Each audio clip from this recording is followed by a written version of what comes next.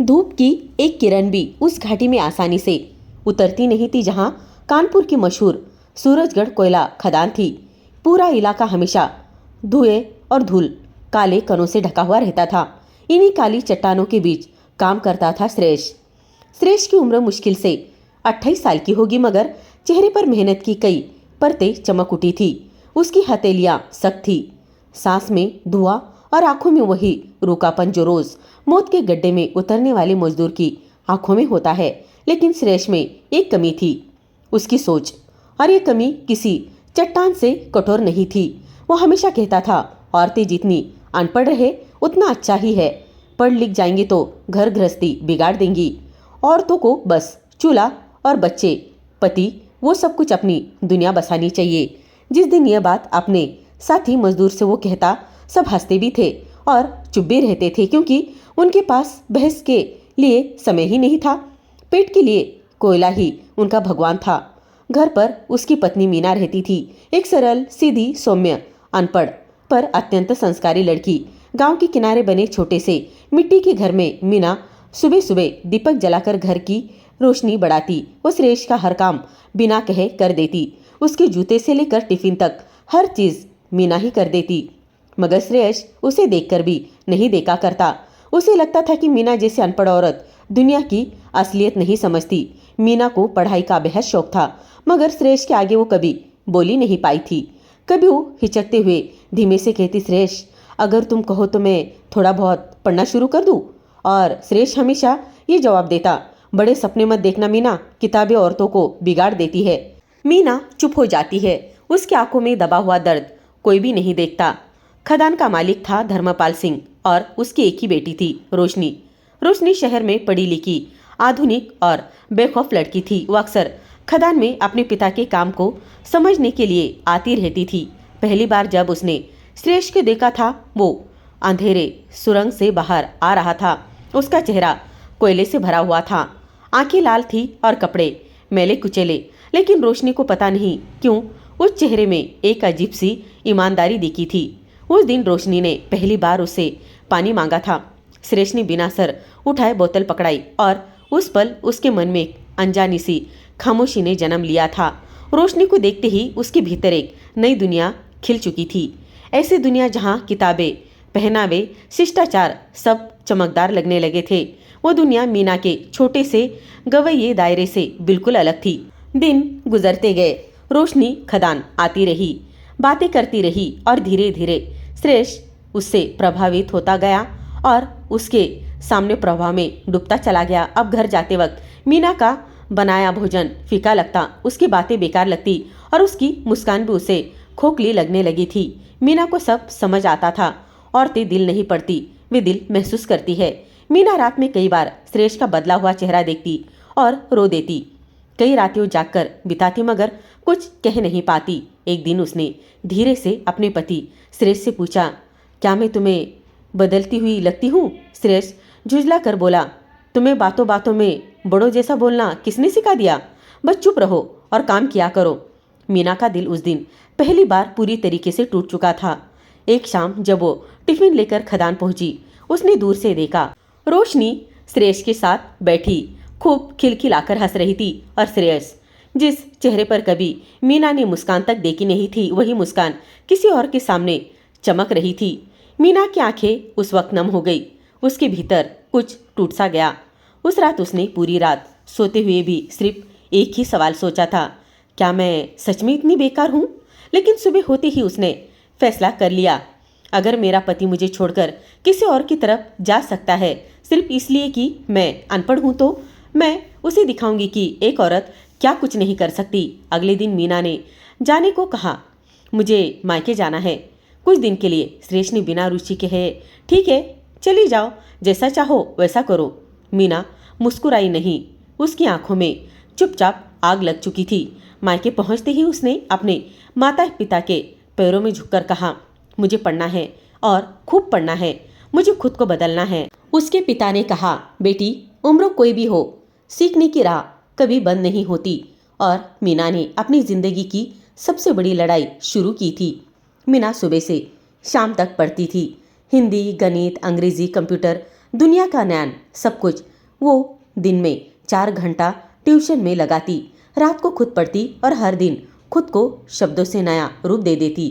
धीरे धीरे उसके बोलने का तरीका बदल चुका था, चलने का अंदाज निखर गया था और सोच आसमान को छूने लगी थी। मीना का आत्मविश्वास अब किसी दीपक की लो नहीं बल्कि सूरज की किरण बन चुका था। और एक दिन जब उसने आईने में खुद को देखा, उसे लगा अब मैं वही मीना नहीं हूँ जिसे मेरा पति अनपढ़ और बेकार समझता था।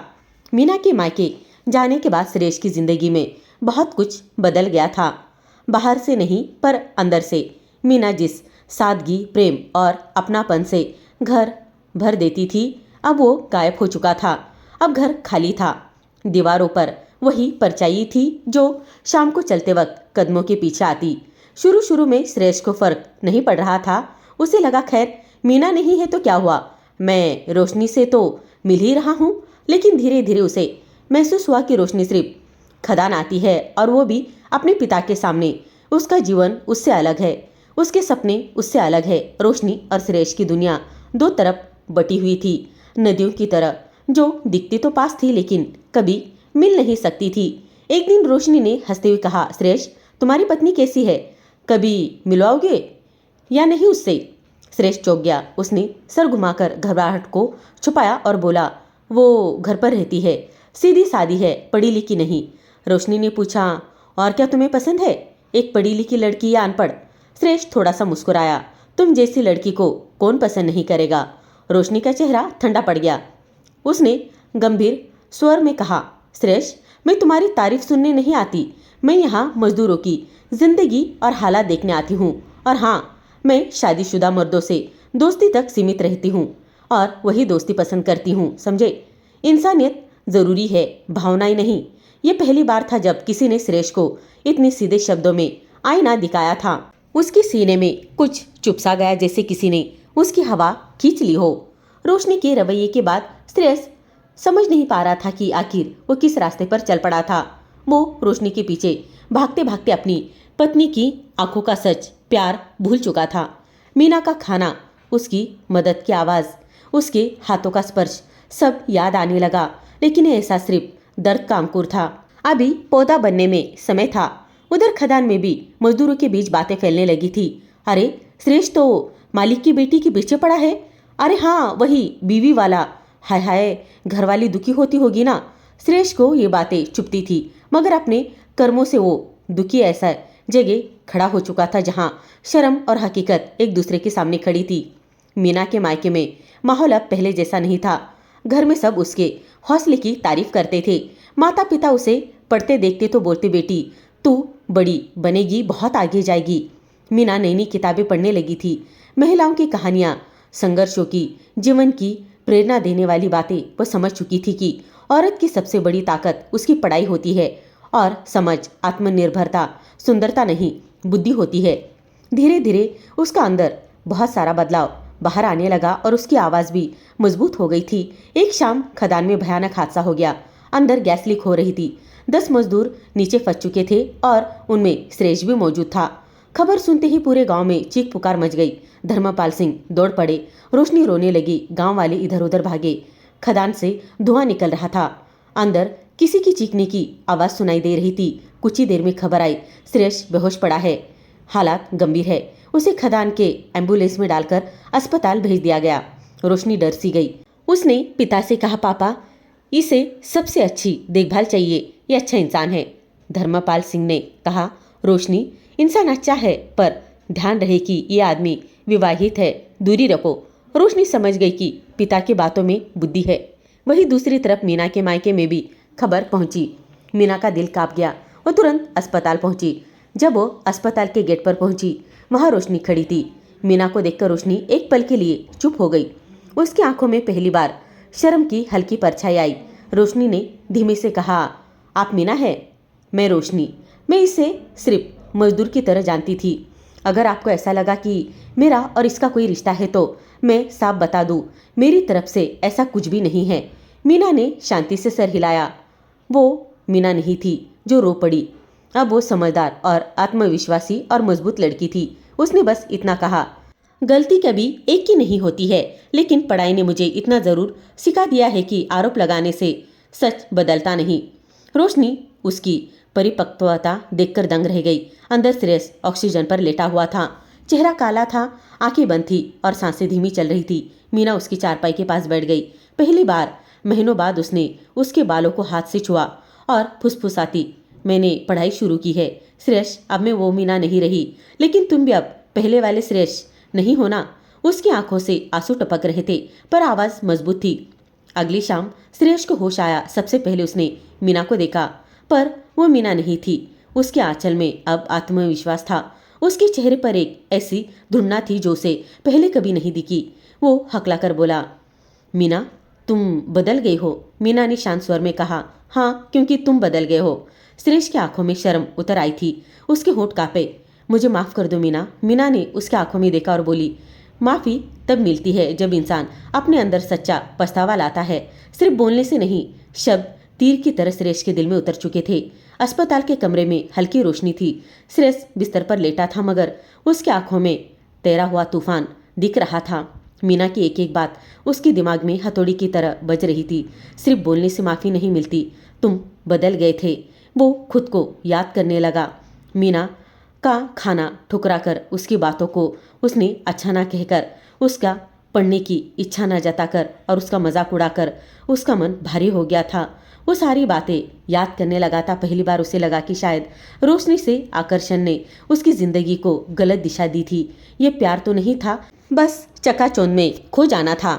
मीना की आंखों में आज जो चमक थी वो असली रोशनी थी, वही जिसे वो सालों से इंतजार कर रही थी।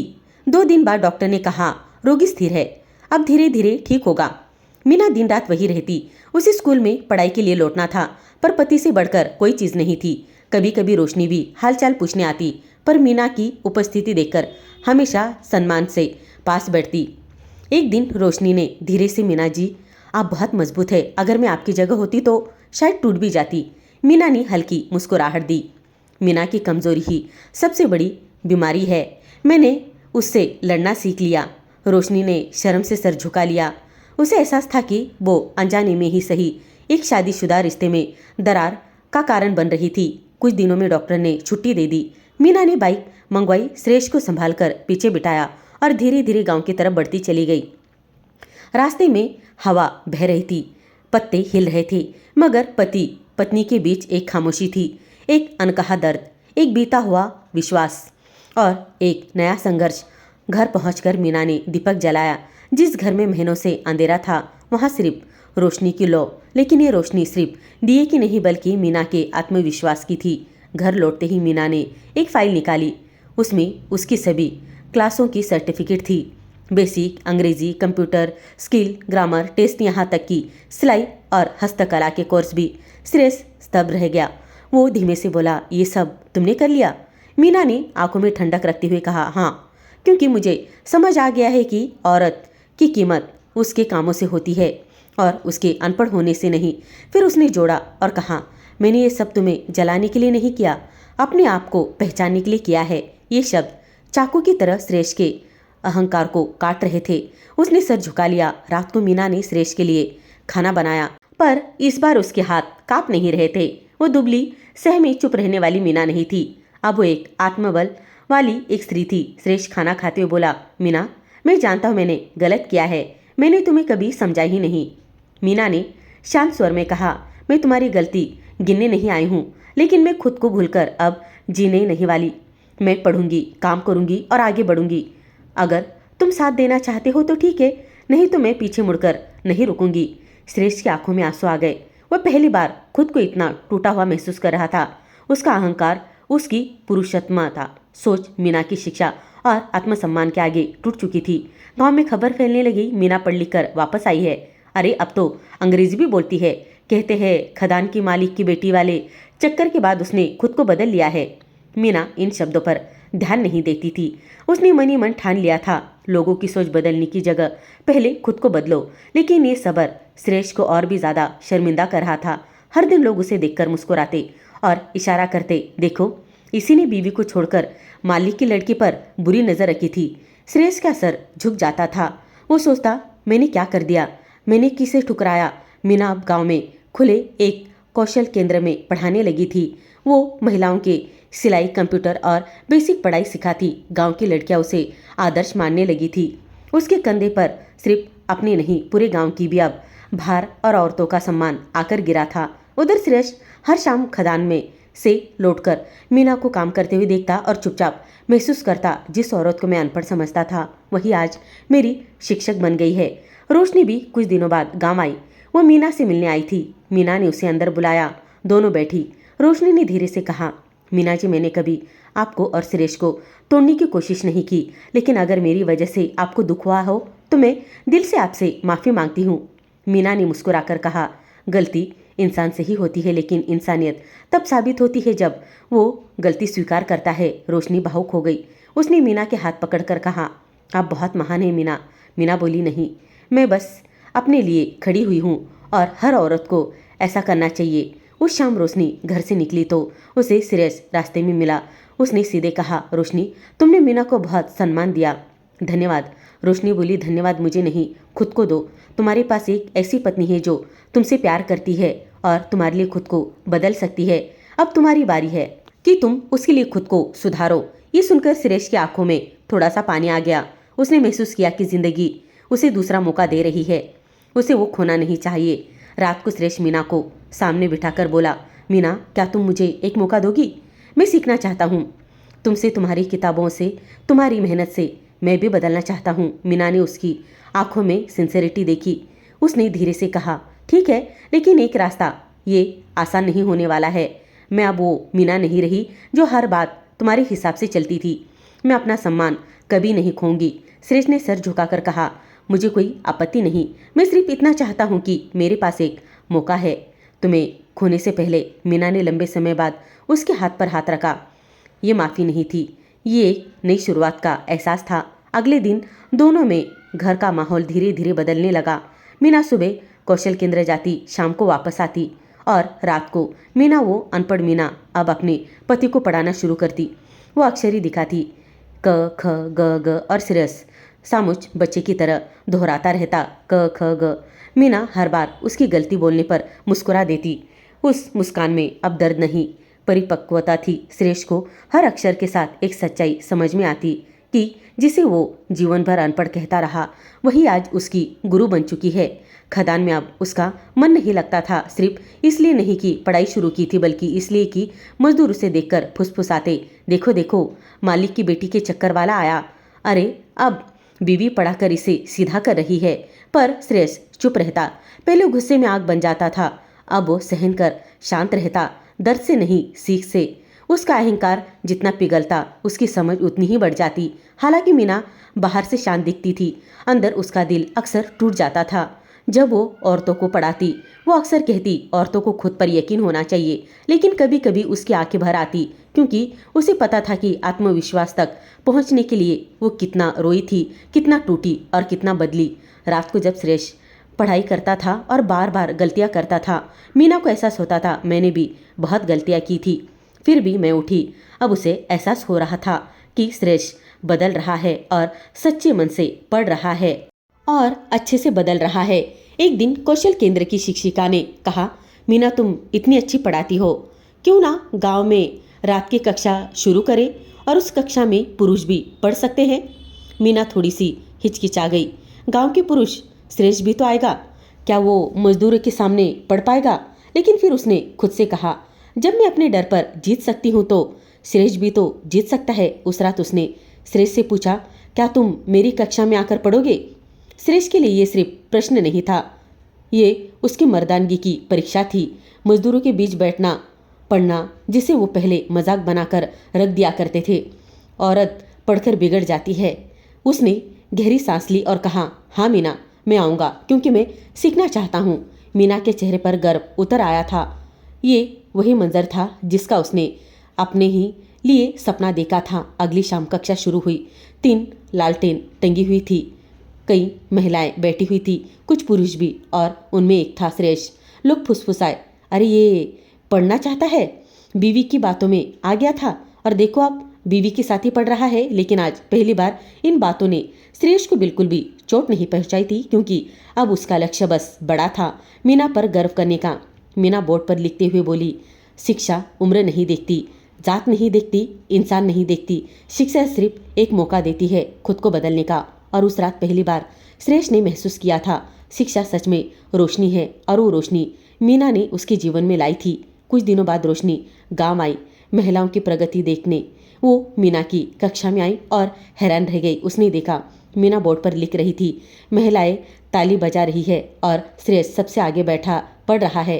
रोशनी की आंखों में खुशी थी। उसने मीना से कहा, आपने कमाल कर दिया, मैं चाहती हूँ कि आप जैसी साहसी लड़की हर जगह हो। मीना बोली, साहस औरत में होता है, बस मौका चाहिए। श्रेयस उस बातचीत को सुन रहा था। पहली बार उसे लगा कि रोशनी की चमक असली नहीं थी, मीना ही उसके जीवन का असली रोशनी का सहारा थी।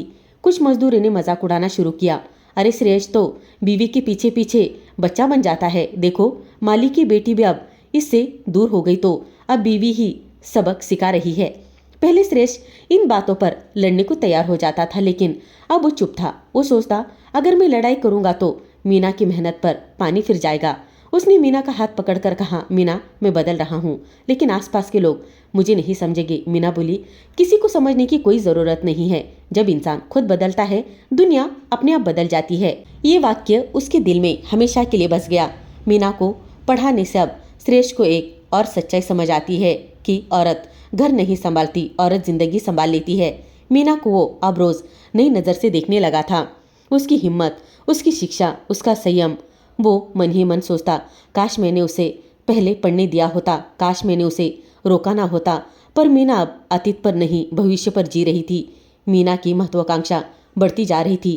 वो चाहती थी कि वो एक दिन कौशल्य केंद्र की प्रधान शिक्षिका बने और पूरे जिले की महिलाओं को पढ़ाना शुरू कर दे। वो कहती, अगर भगवान ने मुझे दिमाग दिया है तो उसे इस्तेमाल भी करना जरूरी है। उसे देखते हुए श्रेयस को अब गर्व महसूस होता था और दर्द भी। गर्व इसलिए कि उसकी पत्नी इतनी बहादुर है, दर्द इसलिए कि उसने उसकी प्रतिभा को सालों दबाए रखा। लेकिन जिंदगी कभी आसान नहीं होती।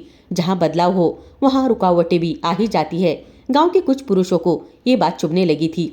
औरतें अब पढ़ा रही है, आगे बढ़ रही है। उनके मन में डर था, कल को ये औरतें हमसे सवाल करेगी। और उन पुरुषों का सबसे पहला निशाना बना मीना।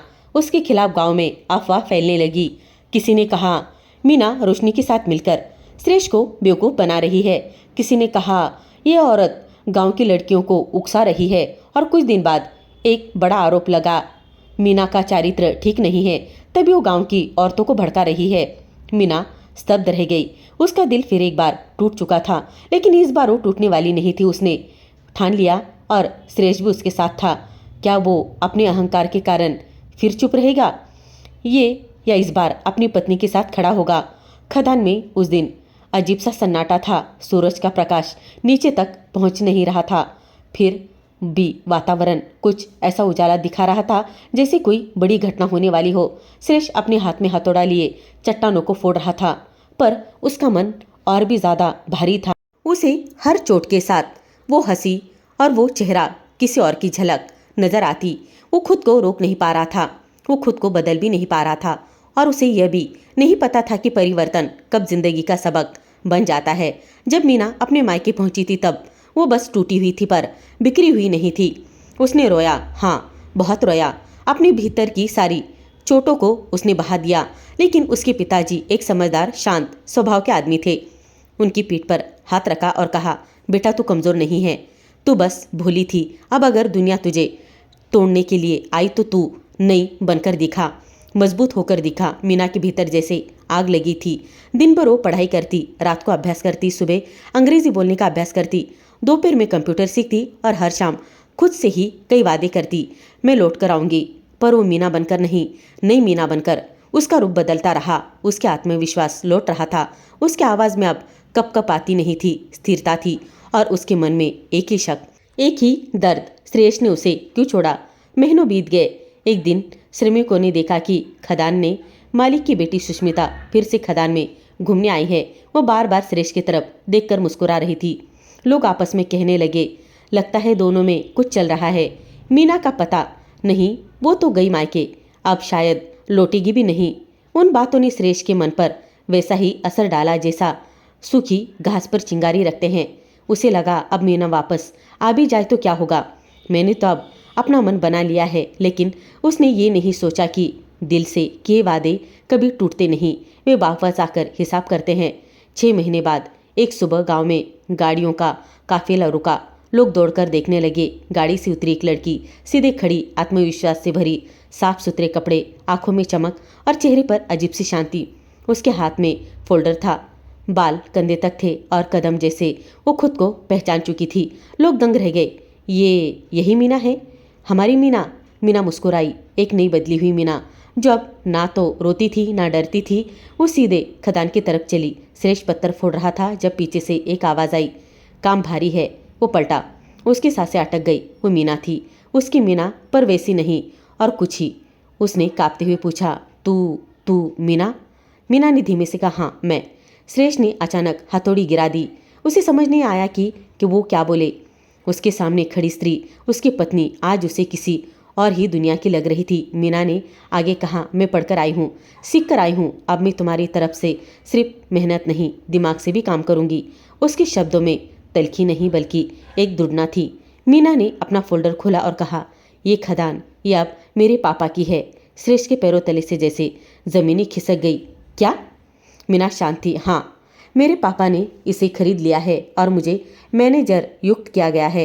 अब ये मेरे काम के नीचे आएगा और मैं इसकी देखरेख करूंगी। पूरा खदान चुप। सबकी नज़रें मीना और सुरेश पर थी। सुरेश समझ नहीं पा रहा था उसकी अनपढ़ सीधी सादी पत्नी इतनी आगे कैसे निकल गई। मीना ने उसके आंखों में आंखें डालकर कहा, तुमने सोचा था कि अनपढ़ औरत अच्छी होती है, लेकिन याद रखना सुरेश, औरत चाहे अनपढ़ हो या पढ़ी लिखी, वो वही बनती है जैसे उसके पति उसे बनाना चाहते हैं। ये वाक्य तीर की तरह उसे लग गया था। ससकता हुआ खदान में मीना के वापस आने से जैसे पूरी हवा उसकी बदल गई थी। जिस औरत को कभी लोग अनपढ़ सरल भोली कहकर हंसते थे, आज वही महिला कंधे से कंधा रख रही थी। फाइलों ने उसका इधर उधर का वातावरण पूरा घेर लिया था। मशीनें की आवाज़ के बीच उसकी तेज आत्मविश्वास की चाल से श्रमिकों को आश्चर्य भी कर दिया था और गांव भी गर्व से उसे देख रहा था। पर सबसे ज़्यादा असर पड़ा था सुरेश पर। अब वो उसके पास जाने की हिम्मत तक नहीं कर पा रहा था। मीना ने सर मजबूती से इधर उधर घुमाया। अब से ये काम सुरक्षित तरीके से होगा, सबकी तनख्वाह समय पर मिलेगी और किसी मजदूर से बदसलूकी बर्दाश्त नहीं होगी। सब लोग तालियां बजाने लगे। खदान में पहली बार किसी ने मजदूरों को इंसान समझकर बात की थी। सुरेश एक किनारे खड़ा देख रहा था। पहले खदान के मालिक की पत्नी सुष्मिता खदान में आई तो उसने देखा कि सब लोग मीना की तारीफ में लगे हुए हैं। उसने तीखे स्वर में कहा, एक अनपढ़ औरत ने इतना क्या सीख लिया? तुम लोग तो बस बढ़ चढ़ कर बोलते हो। मीना मुड़ी और शांत स्वर में बोली, औरत की ऊंचाई उसकी पढ़ाई या कपड़ों से नहीं, उसके व्यवहार और मेहनत से मापी जाती है। सुष्मिता तिलमिला गई। वो दिन भर मौके ढूंढती रही कि मीना को कैसे नीचा दिखाया जाए। उस रात मीना रिकॉर्ड रूम में कागज देख रही थी जब पीछे से धीमी सी आवाज़ आई। मीना वो पलटी। सुरेश खड़ा था, थका हुआ, शर्मिंदा और बेहद छोटा महसूस करते हुए। वो धीमे से बोला, तुम बहुत बदल गई हो। मीना ने कागज बंद किए और सीधा होकर बोली, मैं बदली नहीं हूँ, मैं बस वही बन गई हूँ जो तुम मुझे नहीं बनने देना चाहते थे। सुरेश की आंखें भर आई। मीना, मैंने तुम्हारे साथ बहुत गलत किया। मीना ने ठंडे स्वर में कहा, गलती हर कोई करता है, पर सवाल ये है कि तुमने उसे समझा भी है या सिर्फ डर रहे हो। सुरेश चुप था, एकदम चुप। अगले ही दिन खदान के एक हिस्से में अचानक दरार पड़ने लगी, मशीन हिलने लगी। मीना ने तुरंत चिल्लाया, सब लोग बाहर निकलो, अभी के अभी। दहशत मच गई, लेकिन मीना बिना डरे अंदर भागी। वो देखती है 2 मजदूर नीचे दब गए हैं। उधर सुरेश और मजदूर भागकर बाहर आ चुके थे। पर जब उसे पता चला कि मीना अंदर है, उसका दिल धड़कना ही बंद हो गया था। वो चिल्लाया, मीना बाहर आओ, पर वो अंदर ही मदद कर रही थी। सुरेश ने बिना सोचे समझे अपनी टोपी उठाई और वो भी अंदर भाग पड़ा।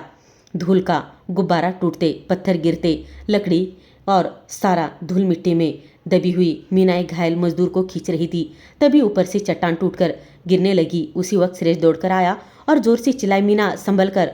वो मीना को अपनी तरफ खींच लेता है और चट्टान उसके कंधे पर गिरकर उसे घायल कर देती है। मीना हड़बड़ा गई। वो रोते हुए उसे पकड़ लेती है। सुरेश दर्द से कहराते हुए कहता है, मीना मुझे माफ़ कर दो, तुम बहुत अच्छी बहादुर हो। मैंने तुम्हें कभी समझाई नहीं। उसके शब्द ने जैसे मीना के दिल को गहरी चोट पहुंचा दी हो। मीना टूटते हुए स्वर में बोली, तुम क्यों आए अंदर? मर सकते थे। सुरेश ने आंखें बंद करते हुए कहा, तुम्हें खोना मंजूर नहीं। ये सुनकर मीना स्तब्ध रह गई, पर वक्त कम था। पूरी सुरंग गिरने वाली थी। मीना ने 2 मजदूरों की मदद से सुरेश को बाहर निकाला। सब बाहर आ गए तो ठीक उसी मिनट पूरा हिस्सा ढह गया। लोग कानों पर हाथ रखकर एकदम इधर उधर देखने लगे। अगर 2 मिनट भी देर होती सब खत्म हो जाता। जब उसने देखा कि सुरेश घायल है और उसकी जान बचाने के लिए मीना भी अंदर चली गई थी तो उसका चेहरा उतर गया। उसने जलन से भरा स्वर में कहा, ये सब नाटक है, सिर्फ सिंपैथी लेने के लिए। इस बार मीना नहीं, खदान के मजदूर बोल पड़े। नाटक वो होता है जो आप करते हो। हमारी बीवी मैडम ने हमारी जान बचाई है। सुष्मिता चुप हो गई। उसका खेल खत्म हो चुका था। रात को मीना अस्पताल में बैठी थी। सुरेश की पट्टी बंद रही थी। वो उसकी ओर देख रही थी और वो भी उसकी ओर देखकर बोला, अगर आज तुम मुझे बचाने अंदर ना आती तो मैं जिंदा नहीं बचता। मीना की आंखें भर आई, पर उसने खुद को रोका। उसने धीमे से कहा, सुरेश, मैं तुम्हें छोड़कर जाने वाली थी। तुमने मुझे दर्द दिया था बहुत। सुरेश ने पीड़ा से कहा, मुझे पता है और मैं इस लायक नहीं हूँ कि तुम मुझे माफ़ कर दो, लेकिन दिल से माफ़ी मांगता हूँ। मीना पहली बार महसूस करती है उस आदमी का अहंकार सच में टूट चुका है। वो बदल गया है, सच में बदल रहा है, लेकिन क्या वो फिर उसे ऐसे दूर भेज देगा? अस्पताल में रात गहरी हो चुकी थी। मीना खिड़की के पास बैठी बाहर देख रही थी लाइट को, बस ऐसे जगमगाते हुए। उसकी आंखों में वही उतल पुतल थी। क्या वो सुरेश को दूसरा मौका दे या अपनी नई जिंदगी चुन ले? उधर बिस्तर पर लेटा सुरेश पहली बार अपने अंदर झांक रहा था। वो समझ चुका था और सिर्फ देह नहीं, उसका मन होती है, और मन तभी लगता है जब उसे पति सम्मान दे। सुबह मीना उसके कमरे में आई। सुरेश उठने की कोशिश करने लगा, पर दर्द से कहरा रहा था। मीना ने हाथ रोकते हुए कहा, इतनी जल्दी मत करो। सुरेश ने धीमी आवाज में कहा, मीना, तुम चाहो तो फैसला ले लो, मैं तुम्हें रोकूंगा नहीं। तुम खुश रहो, यही मैं चाहता हूँ। मीना चुप हो गई। उसकी आंखें नम थी, पर चेहरा रूठ था। उस समय सुष्मिता कमरे में घुस आई, चेहरे पर नकली चिंता और ओढ़े हुए शब्द। सुरेश, तुम ठीक तो हो? ये मीना तो नाटक कर रही थी, वो तुम्हारे काबिल नहीं। मीना कुछ बोलती उससे पहले सुरेश ने पहली बार सुष्मिता की तरफ गुस्से से देखा। बस मीना मेरी पत्नी है और तुमने मुझे गलत रास्ते पर धकेला था। मैंने आज समझ लिया कि कौन सच्चा है और कौन झूठा। सुष्मिता सन रह गई। तुम मेरे लिए खदान में आए बिना सोचे, उसने कांपते आवाज में कहा। सुरेश ने मीना की तरफ देखते हुए कहा, हाँ, क्योंकि मैं उसे खोना नहीं चाहता था और तुमने दूर होना भी बेहतर नहीं समझा। सुष्मिता रोते हुए चिल्लाती बाहर गई। उसका खेल हमेशा के लिए खत्म हो चुका था। शाम को मीना ने अस्पताल की छत पर सुरेश को बुलाया। नीचे पूरा शहर चमक रहा था। खदान की दुर्घटना के बाद मजदूर हर जगह उसकी चर्चा कर रहे थे। मीना धीरे से बोली, सुरेश, मैं यहाँ सब कुछ बदलना चाहती हूँ और तुम्हें बदलने आई हूँ और तुम बदले हो। सच में सुरेश की आंखों में उम्मीद जग उठी थी। मीना आगे बोली, रिश्ते शरीर से नहीं, दिल और सम्मान से होते हैं। औरत अनपढ़ हो या पढ़ी लिखी, वो वही बनती है जैसे उसका पति उसे बनाना चाहता है। उसने गहरी सांस ली। तुमने मुझे दर्द दिया था, लेकिन आज तुमने जान देकर मुझे बचाया। सुरेश की आंखों में आंसू बहने लगे। मीना, अगर तुम माफ़ कर दो तो मैं जिंदगी भर तुम्हारा सम्मान और साथ निभाऊंगा। मीना ने उसका हाथ पकड़ा, धीमे से कपकपाते हुए कहा, सुरेश, मैं तुम्हें माफ़ करती हूँ। सुरेश रो पड़ा। पहली बार पूरी तरीके से टूटकर मीना की बाहों में आ गया था और मीना उसकी आंखों को पोंछते हुए मुस्कुराई, क्योंकि वो भी मीना थी, क्योंकि उससे बहुत प्यार करती थी। वो वही मजबूत मीना थी, आत्मविश्वासी थी। अब वो प्यार को भी बराबरी से निभा सकती थी। खदान में बड़ा बदलाव आ चुका था। मजदूरों को सुरक्षा, समय पर मजदूर, आराम और सम्मान मिल रहा था। मीना ने खदान को आधुनिक बनाने के लिए नए नियम लागू किए। लोग कहते अब एक खदान नहीं, परिवार लगता है। और सबसे बड़ा बदलाव, सुरेश अब मीना के साथ बराबरी से काम करता था। वो हर फैसले में उसकी राय लेता, उसे सबसे आगे रखता और मजदूरों के सामने हमेशा कहता, जिस औरत को मैं अनपढ़ कहकर छोड़ने वाला था, आज वही मेरी सबसे बड़ी ताकत बन चुकी है। मीना मुस्कुरा देती, क्योंकि वो जानती थी सही प्यार वही जो इज्जत से शुरू होकर प्यार पे खत्म हो। दोस्तों, औरत बहुत नाजुक चीज़ होती है। औरत की दुनिया बहुत छोटी होती है। पति पे शुरू होकर पति पे ही खत्म हो जाती है। इसलिए जितना पति उसे प्यार सम्मान देता है, औरत उतना ज़्यादा खुश होकर अपनी ज़िंदगी संवार देती है। लेकिन कुछ पति होते हैं जो अपनी औरत को कम समझते हैं और फिर कुछ ऐसे मौके गंवा देते हैं जो कभी उनकी ज़िंदगी संवार भी सकते थे। लेकिन दोस्तों, कुछ मर्द संभल जाते हैं और अपनी औरत का साथ ज़रूर देते हैं। दोस्तों, उम्मीद करती हूँ कि आपको हमारी कहानी पसंद आई होगी।